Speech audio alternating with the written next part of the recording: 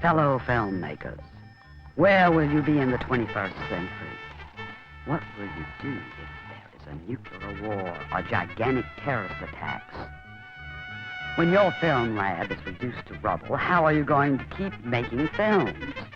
Watch Madam Winger Makes a Film, a survival guide for the 21st century. The bad news is this. Film for photographs and movies still contain gelatin, which is made from animal bones. I hope that one day a vegetarian film will be used.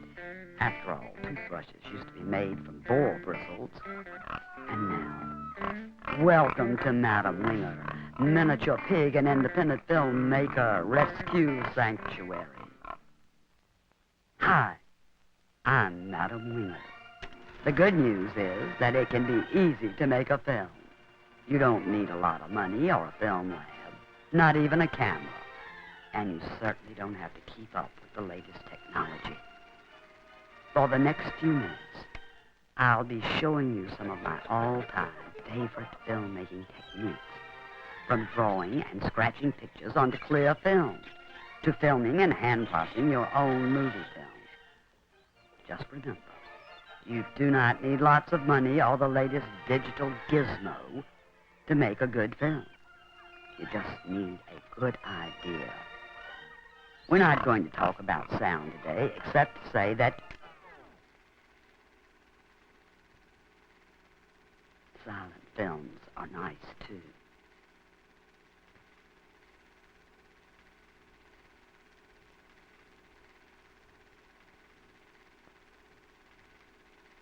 Many calls can be avoided by keeping your film silent or by performing live music or a live narrative during your film scene. Let's look at some film. This is a Super 8mm film. It measures just 8 millimeters from side to side, and it's cheaper than larger film. You may know this film from home movies.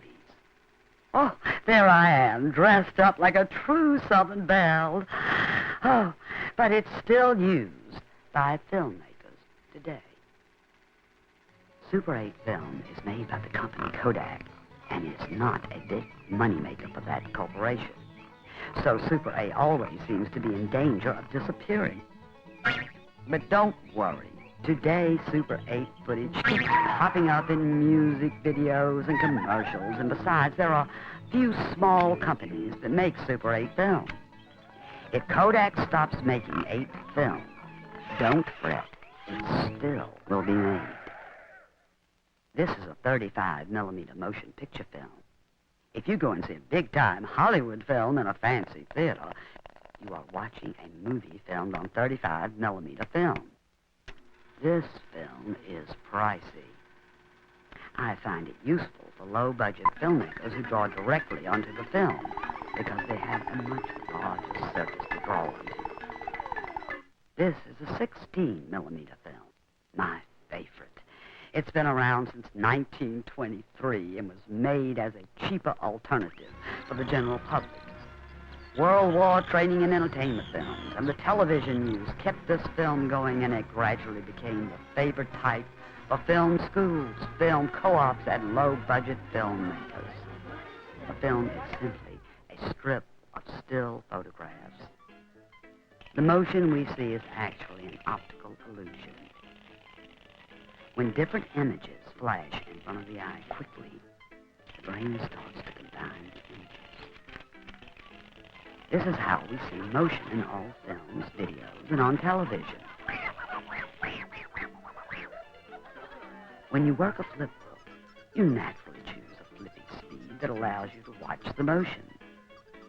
A film projector simply flips these photographs 24 every second, so there are 24 frames in 1 second of film.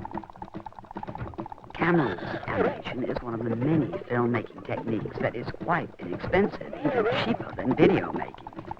Instead of capturing images by exposing the film with a camera, you can simply draw directly onto the film.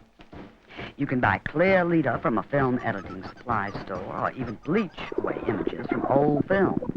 using diluted household bleach. To draw your pictures, you may use permanent marker.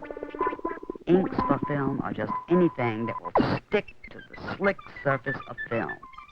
You can also tape very small, thin objects to the film. You can also scratch away the black and colored coating on other film leaders. You can even scratch lines and designs onto film images, on old films of your own films. If you tune in to different radio stations while watching your film, you'll notice that many types of music will sync up nicely with your film. There are so many different types of film and cameras that I'll just give you an overview so you get the basic idea. Now, this is a Bolex camera, which takes 16mm film. You should know what all the gadgets and knobs on your camera are for. You load the film into the camera. Super 8 cameras are always easy to load. 16mm cameras are all different. Remember, a library book, a film course, or a fellow filmmaker can give you the details. This film is an overview, so you'll get the idea that filmmaking can be a simple process. Here is the light meter. This measures the light and tells you which f-stop to use. There are lots of different types of films. Today we will be working with a black and white film stock. This is a film which you can process yourself with chemicals in your own bathtub. You put the chemicals in buckets, of course, and you must wear gloves. You can process your own film using the same chemicals which photographers use to process their pictures. You can tint and tone your films with the same kits that still photographers use. You can set up your own darkroom. A bathroom works well because you can set up a wash bucket of running water. Here are the supplies you'll need. Rosie, magnolia, pansy, daffodil, dandelion, Noah, daisy, come and help me, little darling.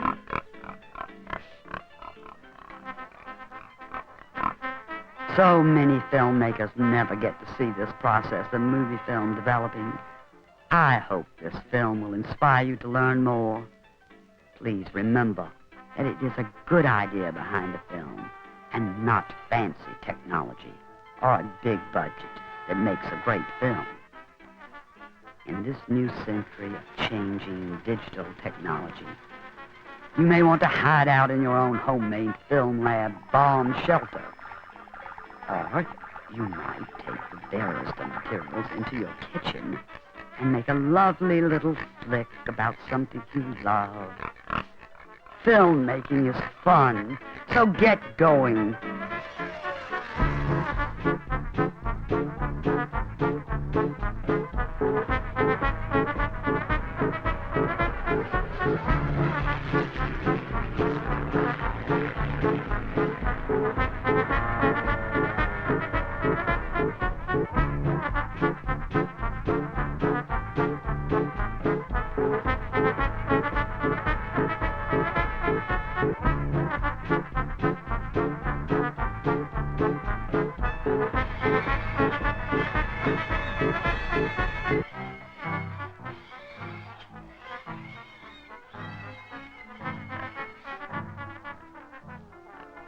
Rosie, magnolia, pansy, daffodil, dandelion, Noah, daisy, come and help me, little darling.